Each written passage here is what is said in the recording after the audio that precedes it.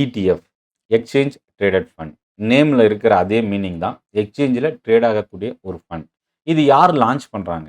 ஒரு ஸ்டாக் வந்து ஸ்டாக் மார்க்கெட்ல ட்ரேட் ஆகுதுன்னா, அது அந்த கம்பெனி ஃபண்ட் ரைசிங்க்காக ஐபிஓ மூலியமா மார்க்கெட்ல என்டர் ஆகுது. ஆனா இந்த இடிஎஃப் வந்து asset management companies, mutual fund companies எக்ஸ்சேஞ்சில ரெஜிஸ்டர் பண்ணி, அது மூலியமா ஷேர்ஸ் போல இந்த இடிஎஃப் வந்து ட்ரேட் ஆகுது. கலெக்ஷன் ஆஃப் செக்யூரிட்டீஸ் தான் இந்த ETF, exchange traded fund. Index ETF இருக்கு, பிக்ஸட் இன்கம் இடிஎஃப் இருக்கு, கமாடிட்டி இடிஎஃப் இருக்கு, தீமெட்டிக் இடிஎஃப்ஸ் இருக்கு.